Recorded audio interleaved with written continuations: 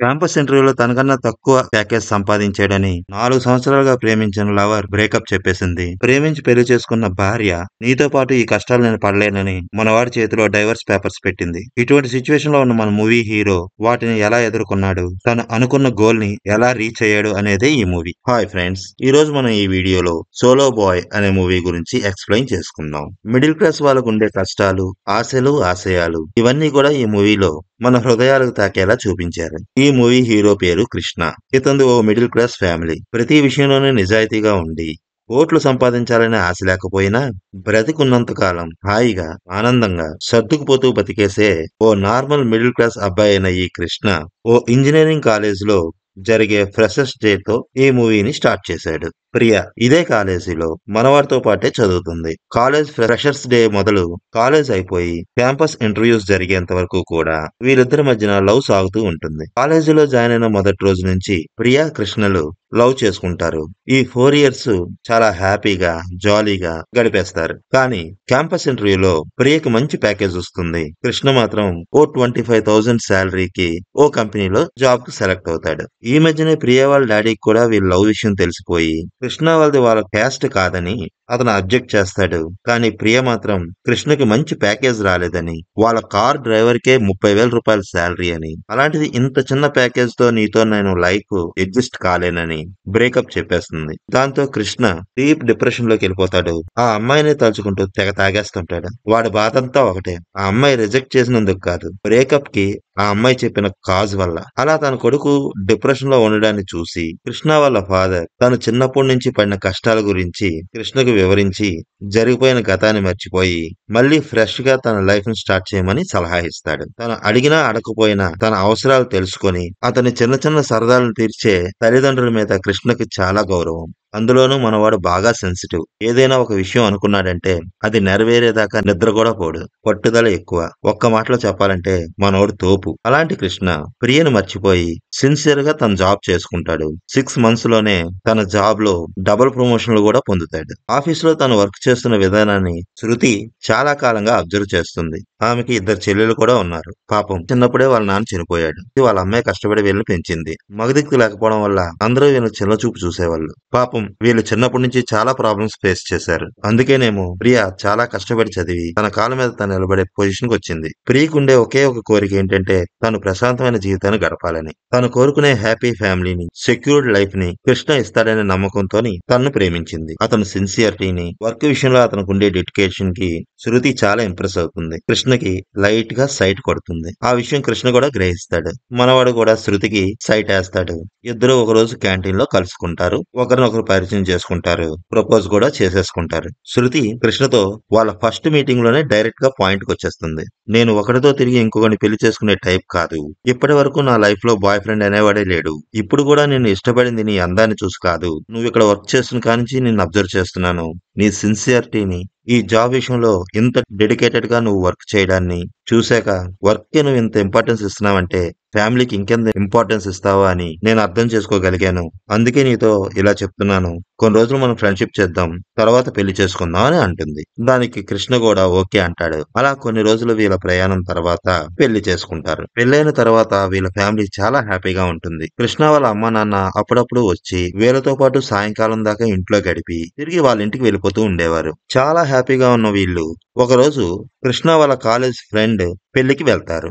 ఆ పెళ్లికి కృష్ణ వాళ్ళ కాలేజ్ ఫ్రెండ్స్ అందరూ వస్తారు. కృష్ణ ఎక్స్ లవర్ ప్రియ కూడా ఆ పెళ్లికి అటెండ్ అవుతుంది. ఆ పెళ్లిలో కృష్ణ శృతులను ఆమె చూస్తుంది. వాళ్ళిద్దరూ ఎంతో సంతోషంగా ఉండడాన్ని చూసి ఆమె కొంచెం ఫీల్ అవుతుంది. కృష్ణతో మాట్లాడడానికి చాలా ట్రై చేస్తుంది. కానీ కృష్ణ మాత్రం ఒక్క నిమిషం కూడా శృతిని విడిచిపెట్టకుండా ఆమెతో పాటే ఉంటాడు. శృతికి ప్రియని తన కాలేజ్ ఫ్రెండ్ అని పరిచయం చేస్తాడు. కానీ శృతి మాత్రం ప్రియ ఎక్స్ గర్ల్ ఫ్రెండ్ అని కనిపెట్టేస్తుంది. ఆమె కొంచెం జల్స్ కూడా ఫీల్ అవుతుంది. అదే విషయాన్ని పెళ్లి అయిపోయాక తిరిగి వీళ్ళు ఇంటికి వెళ్ళిపోతున్నప్పుడు దారిలో కృష్ణతో ఇలా అంటుంది. ప్రియా నీ ఎక్స్ గర్ల్ ఫ్రెండ్ కదా, ఆమె తన భర్తతో రాలేదు. ఒకవేళ నువ్వు కూడా నేను లేకుండా ఒక్కడే వచ్చుంటే ఏం చేసేవాడివి అని. ఆ మాటకి కృష్ణ శృతిపై ఘోరంగా కోప్పడుతూ పిచ్చేమైనా పట్టిందా నీకు? ఇప్పుడు ఈ క్షణం నేను నీతో ఉన్నానా ఆమెతో ఉన్నానా అని అడుగుతాడు. నాతోనే ఉన్నావంటుంది శృతి. మరి పెళ్లిలో ఎవరితో ఉన్నాను అని అడుగుతాడు. నాతోనే ఉన్నావని చెప్తుంది. ఇప్పుడు నువ్వు రాకపోతే అనే మ్యాటరే లేదు. నువ్వు రాకపోతే నేను వెళ్ళేవాడినే కాదు. నువ్వు గాని ఇంట్లో ఉంటే నీ ఒళ్ళో పడుకొని టీవీ చూస్తుండేవాడినే తప్ప ఈ పెళ్లికి వచ్చేవాడిని కాదు. నేను నీతో ఎంత ప్రేమగా ఉంటాను. ఎప్పుడూ పప్పిడాగలాగా నీ చుట్టూ తిరుగుతూనే ఉంటానుగా. నన్ను ఇలా అనుమానిస్తే నీ కళ్ళు పోతాయి అంటూ ఆమెను చాలా ప్రేమగా సముదాయిస్తాడు. శృతి కూడా కృష్ణ తన పైన చూపిస్తున్న ప్రేమకి చాలా ఉబ్బి తబ్బిబ్బైపోతుంది. ఇలా ఎంతో హ్యాపీగా ఉన్న ఈ ఫ్యామిలీలో ఒక రోజు కృష్ణకి అనుకోని కష్టం వస్తుంది. వాళ్ళ నాన్నగారికి హెల్త్ ప్రాబ్లం వచ్చి హాస్పిటల్లో అడ్మిట్ అవుతాడు. అతను క్యూర్ అవ్వాలంటే దగ్గరగా ₹1,00,00,000 అవుతాయని అక్కడ డాక్టర్స్ చెప్తారు. దాంతో ఏం చేయాలో కూడా తోచని కృష్ణ అప్పటి వరకు తను చేసుకున్న సేవింగ్స్ మొత్తాన్ని తీసేస్తాడు. వాళ్ళ అమ్మ దగ్గర ఉన్న నగలు, ఇంట్లో ఉన్న వస్తువులు, అతని బైకు, ఆఖరికి తన ఇంటిని కూడా అమ్మేసుకుంటాడు. తనకు తెలిసిన ప్రతి ఫ్రెండ్ దగ్గర అప్పు చేస్తాడు. వాళ్ళ మామయ్య దగ్గరికి వెళ్లి కూడా అప్పు అడుగుతాడు. కృష్ణకి తన కూతురిచ్చి పెళ్లి చేద్దామని ఎంతో ఆశతో ఉన్న వాళ్ళ మామయ్య అతను తన కూతురిని చేసుకోలేదనే కోపంతో కృష్ణకి ముందు డబ్బులు ఇవ్వడానికి ఇష్టపడ్డాడు. కానీ కృష్ణ అతని కాలు మీద పడి బ్రతిమాలడంతో కృష్ణకి అతను కూడా మనీ సహాయం చేస్తాడు. అలా తన దగ్గర ఉన్న మొత్తం డబ్బుని వాళ్ళ నాన్న ఆరోగ్యం కోసమని ఆ హాస్పిటల్లోనే కట్టేస్తాడు.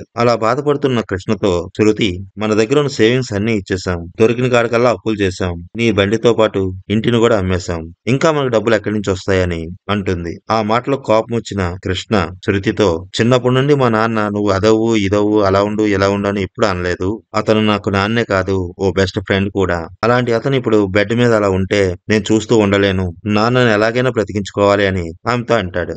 అలాగే ఇంటి నుంచి వెళ్ళిపోతూ, నీకు చిన్నప్పటి నుంచి నాన్న లేడు కదా, అందుకే నీకు నాన్న విలువ తెలీదు అని శృతితో హార్ష్ గా మాట్లాడతాడు. ఈ ఫ్యామిలీ టెన్షన్స్ వల్ల శృతి కూడా తన ఆఫీస్ లో సరిగ్గా వర్క్ చేయలేకపోతుంది. సరిగ్గా తిండి కూడా తినదు. ఆకలేసి ఏదైనా తిందామని రెస్టారెంట్ కి వెళ్తే పే చేయడానికి తన దగ్గర సఫిషియెంట్ బ్యాలెన్స్ కూడా ఉండకపోయేసరికి ఆమె తట్టుకోలేకపోతుంది. సాయంత్రం ఆఫీస్ అయిపోయాక ఇంటికొచ్చిన శృతికి ఎదురుగా సోఫాలో కూర్చొని బాధపడుతున్న కృష్ణ కనిపిస్తాడు.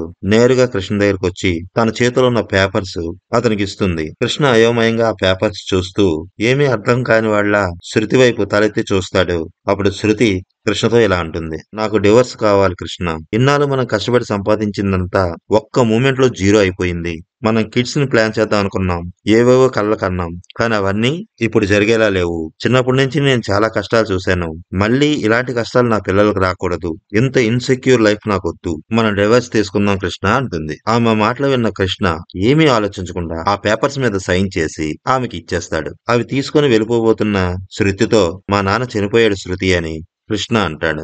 ఆ మాట విన్న శృతి ఏం సమాధానం చెప్పాలో, అతన్ని ఎలా వాదార్చాలో కూడా అర్థం కాక, ఇంకా చెప్పాలంటే ఆ సిచ్యువేషన్ లో తను ఎలా రియాక్ట్ అవ్వాలో తనకే అర్థం కాక అలా బొమ్మలా నిలబడిపోతుంది. తరువాత కృష్ణ తన జాబ్ కు రిజైన్ చేసేస్తాడు. సొంతంగా తనే ఒక యాప్ ను తయారు చేయాలని, తనే ఒక కంపెనీని స్టార్ట్ చేయాలని నిర్ణయానికి వస్తాడు. అందుకోసం చాలా కష్టపడతాడు. చివరికి పంటలు పండించే రైతులకి, వాటిని కొనుక్కునే ప్రజలకి మధ్యన దళారులు అనే మాట లేకుండా రైతు తన పంటకి తనే రేటు ఫిక్స్ చేసుకునేలాగా, అలాగే వాటిని కొనుక్కునే వాళ్ళకి తక్కువ ధరలకే అవి అందేలాగా ప్లాన్ చేసి ఓ యాప్ ని డిజైన్ చేస్తాడు. ఆ విషయంలో కృష్ణకి తన కాలేజ్ ఫ్రెండ్ ఎంతో హెల్ప్ చేస్తాడు. చాలా కంపెనీలు తిరిగి ఆ యాప్ గురించి ప్రెజెంటేషన్స్ ఇస్తాడు. మొదట్లో చాలా కంపెనీలు మన వాడిని రిజెక్ట్ చేస్తాయి, కానీ ఒక అతను మాత్రం ఇతను చెప్పిన దానికి చాలా ఇంప్రెస్ అవుతాడు. ఓ 2 కోట్లు ఇస్తాను, ఆ యాప్ నాకు ఇచ్చేసాయని కృష్ణతో అంటాడు. దానికి కృష్ణ ఒప్పుకోపోయేసరికి మనుషుల్ని పెట్టి కొట్టించి అతని ల్యాప్టాప్ ని